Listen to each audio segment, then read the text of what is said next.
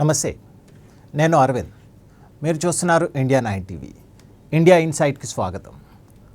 భారత రాజకీయాల్లో ఒకప్పుడు కాంగ్రెస్ పార్టీ అంటే ఒకే కేంద్రం, ఒకే శక్తి, ఒకే కుటుంబం. ఢిల్లీలో ఒక నిర్ణయం తీసుకున్నారు అంటే దేశవ్యాప్తంగా కాంగ్రెస్ నాయకులు తల వంచాల్సిందే. కానీ ఇప్పుడు పరిస్థితి మొత్తం మారుతోంది. ప్రశ్న ఏమిటంటే కాంగ్రెస్ పార్టీ బలహీనపడుతుందా లేక గాంధీ కుటుంబం ఆధిపత్యమే కూలిపోతుందా? ఈరోజు మనం మాట్లాడుకోబోయేది ఇదే. కాంగ్రెస్ పార్టీ యొక్క అసలు మూల స్వభావం ఏమిటి అంటే కేంద్రీకృత రాజకీయాలు. అంటే పార్టీ లోపల చివరి మాట ఒకే కుటుంబం చేతిలో ఉండడం. ఎవరు ముఖ్యమంత్రి కావాలి, ఎవరు మంత్రి కావాలి, ఎవరు పార్టీ అధ్యక్షుడు కావాలి, ఇవి ప్రజాస్వామ్య ప్రక్రియ ద్వారా కాదు, హైకమాండ్ సంకేతాల ద్వారా నిర్ణయించబడేవి. ఈ సంస్కృతి కొత్తది కాదు, ఇది దశాబ్దాలుగా వస్తుంది. అయితే 1947 నుంచి ఇలా జరిగిందా అంటే కాదు. ఎందుకు అంటే అప్పట్లో ఒక వ్యక్తి ఉన్నాడు, ఆయన పేరే సర్దార్ వల్లభాయ్ పటేల్.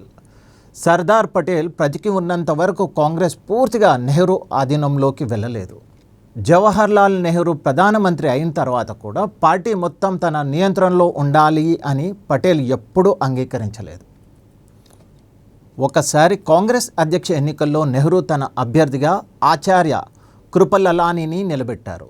సర్దార్ పటేల్ మాత్రం పురుషోత్తం దాస్ టండన్కు మద్దతు ఇచ్చారు. ఫలితం నెహ్రూ అభ్యర్థి ఓడిపోయారు, పటేల్ మద్దతు ఇచ్చిన టండన్ గెలిచారు. అది కాంగ్రెస్లో నిజమైన అంతర్గత ప్రజాస్వామ్యం ఇంకా పూర్తిగా చనిపోలేదని చూపించిన సంఘటన. కానీ సర్దార్ పటేల్ మరణించిన తర్వాత పరిస్థితి క్రమంగా మారిపోయింది. కాంగ్రెస్ పార్టీ దేశవ్యాప్త రాజకీయాల పార్టీ నుంచి కుటుంబ ఆధారిత పార్టీ వ్యవస్థగా మారిపోయింది. ఇక ఇందిరాగాంధీ కాలంలో ఇది మరింత బలపడింది. ఆ తర్వాత రాజీవ్ గాంధీ, సోనియా గాంధీ, రాహుల్ గాంధీ ఇలా నాయకత్వం కుటుంబంలోనే తిరుగుతూ వచ్చింది. 2004 నుంచి 2014 వరకు పరిస్థితి ఎలా ఉండేది అంటే సోనియా గాంధీ కనుబొమ్మ ఎత్తినా ఢిల్లీ పెద్దల్లో రాజకీయ నాయకులు కంగారు పడేవారు. కానీ ఇప్పుడు అదే కాంగ్రెస్లో పెద్ద మార్పులు కనిపిస్తుంది. ఇప్పుడు ప్రశ్న ఏమిటి అంటే కాంగ్రెస్ పార్టీ బలహీనపడిందా లేక గాంధీ కుటుంబం నియంత్రణ కోల్పోతుందా అంటే జవాబు రెండు. ముందుగా కూటమి రాజకీయాలు చూడండి. ఉత్తరప్రదేశ్లో కాంగ్రెస్ పార్టీ పరిస్థితి ఏమిటి? అక్కడ నిర్ణయాలు తీసుకుంటోంది సమాజ్వాదీ పార్టీ. అఖిలేష్ యాదవ్ చెబితే కాంగ్రెస్ పోటీ చేస్తుంది, అఖిలేష్ యాదవ్ వద్దు అంటే కాంగ్రెస్ వెనక్కి తగ్గుతుంది. అలాగే బీహార్లో కూడా అదే పరిస్థితి. అక్కడ లాలూ ప్రసాద్ యాదవ్, తేజస్వి యాదవ్ నిర్ణయిస్తారు కాంగ్రెస్ స్థాయి ఎక్కడెక్కడ పోటీ చేయాలి, ఎలా ఉండాలో. అదేవిధంగా తమిళనాడులో డిఎంకే ఉన్నా, టీవీకే వచ్చినా కాంగ్రెస్ జూనియర్ భాగ్యస్వామిగానే ఉంటుంది. ఇప్పుడు అక్కడ విజయ్ రాజకీయ ప్రభావం పెరుగుతోంది. అంటే జాతీయ పార్టీ అయిన కాంగ్రెస్ ప్రాంతీయ పార్టీల షరతులకు లోబడుతోంది. ఇదే అసలు రాజకీయ మార్పు. కానీ ఇంకా పెద్ద మార్పు పార్టీ లోపల కనిపిస్తుంది. ఏమిటి అంటే ఒకప్పుడు కాంగ్రెస్లో హైకమాండ్కు ఎదురు మాట్లాడడం అంటే రాజకీయ ఆత్మహత్య. కానీ ఇప్పుడు ప్రాంతీయ నాయకులే హైకమాండ్ను సవాల్ చేస్తున్నారు. కర్ణాటకలో సిద్ధరామయ్యను ఉదాహరణగా చూడండి. 2.5 ఏళ్ల పాటు సిద్ధరామయ్య, తర్వాత 2.5 ఏళ్ళు డీకే శివకుమార్ ముఖ్యమంత్రి అన్న ఫార్ములా బయటకు వచ్చింది. కానీ సిద్ధరామయ్య పదవి వదలడానికి సిద్ధంగా లేడు, హైకమాండ్ ఏమీ చేయలేకపోతుంది. రాజస్థాన్లో అశోక్ గెహ్లోట్ కూడా ఇదే చేశారు. హైకమాండ్ పరిశీలకులు వెళ్ళినా ఎమ్మెల్యే సమావేశం జరగనివ్వలేదు. ఇది పాత కాంగ్రెస్లో ఊహించలేని విషయం. మధ్యప్రదేశ్లో కూడా కమల్నాథ్ మరియు దిగ్విజయ్ సింగ్ తమ లెక్కల ప్రకారం నడిచారు వాళ్ళు.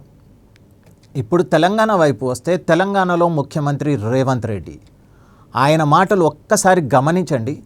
తెలంగాణలో నేనే హైకమాండ్ అని బహిరంగంగా చెప్పారు. ఇలాంటి మాటలు ఒకప్పుడు కాంగ్రెస్లో ఎవరైనా మాట్లాడి ఉంటే అదే రోజు రాజకీయంగా ముగిసిపోయేవాడు. కానీ ఇప్పుడు రేవంత్ రెడ్డి మరింత బలపడుతున్నారు. ఇంకా ఆసక్తికరమైన విషయం ఏమిటి అంటే ఆయనకు ప్రధాని నరేంద్ర మోడీతో ఉన్న రాజకీయ కెమిస్ట్రీ రాహుల్ గాంధీతో ఉన్న దానికంటే చాలా సహజంగా కనిపిస్తుందని రాజకీయ వర్గాల్లో చర్చ కూడా జరుగుతోంది. ఇది కాంగ్రెస్లో మారుతున్న శక్తి సమీకరణాలకు సంకేతం. ఇప్పుడు తాజా ఉదాహరణ కేరళని తీసుకుంటే రాహుల్ గాంధీ పూర్తి మద్దతు ఇచ్చిన వ్యక్తి కేసీ వేణుగోపాల్. సోనియా గాంధీ మద్దతు ఇచ్చింది రమేష్ చెన్నికి అని ప్రచారం జరిగింది. కానీ చివరికి రాష్ట్ర స్థాయి నాయకుడు వీడి సతీశన్ ఆధిపత్యం చాటుకున్నారనే భావన ఏర్పడింది. అంటే ఇప్పుడు పరిస్థితి ఏమిటి అంటే ఢిల్లీ నిర్ణయించడం లేదు, రాష్ట్ర నాయకులే ఢిల్లీకి నిర్ణయాలు చెబుతున్నారు. ఇది కేవలం వ్యక్తుల సమస్య కాదు, ఇది కాంగ్రెస్ పార్టీ నిర్మాణం కూలిపోతుందన్న సంకేతం. ఎందుకంటే ఒకప్పుడు గాంధీ కుటుంబం దగ్గర 3 శక్తులు ఉండేవి. 1 ఓట్లు తెప్పించే శక్తి, 2 పదవులు ఇవ్వగల శక్తి, 3 పదవులు తీసేయగల శక్తి. ఇప్పుడు ఈ 3 శక్తులు బలహీనపడ్డాయి. ఇప్పుడు ప్రాంతీయ నాయకులు ఇలా ఆలోచిస్తున్నారు, హైకమాండ్ లేకపోయినా మేము గెలవగలము. అక్కడే అసలు మార్పు మొదలైంది. ఇక ముందేంటి, 2027లో జరగబోయే అసెంబ్లీ ఎన్నికల్లో కాంగ్రెస్కు అత్యంత కీలకం. ఆ ఎన్నికలు కేవలం ప్రభుత్వాల భవిష్యత్తును నిర్ణయించవు, కాంగ్రెస్ పార్టీ లోపల గాంధీ కుటుంబ భవిష్యత్తును కూడా నిర్ణయిస్తాయి. ఆ ఎన్నికలు ప్రాంతీయ నేతలు బలపడితే కాంగ్రెస్ పూర్తిగా సమాఖ్య తరహా పార్టీగా మారే అవకాశం ఉంది. లేకపోతే గాంధీ కుటుంబం మళ్ళీ నియంత్రణను తిరిగి సాధించే ప్రయత్నము చేయవచ్చు. కానీ ప్రస్తుతం కనిపిస్తున్న దృశ్యం మాత్రం స్పష్టంగా ఉంది. ఒకప్పుడు కాంగ్రెస్ను ఢిల్లీ నడిపేది, ఇప్పుడు కాంగ్రెస్ను రాష్ట్రాలే నడుపుతున్నాయి. ఒకప్పుడు నాయకులు హైకమాండ్ ముందు వంగేవారు, కానీ ఇప్పుడు హైకమాండ్ ప్రాంతీయ నాయకుల ముందు రాజీ పడుతోంది. ఇది కేవలం కాంగ్రెస్ సంక్షోభం కాదు, భారతీయ రాజకీయాల్లో ఒక యుగం ముగిసిపోతున్న సంకేతం కూడా కావచ్చు. దీనిపై మీ అభిప్రాయం ఏమిటి? కామెంట్ రూపంలో తప్పకుండా తెలియజేయండి.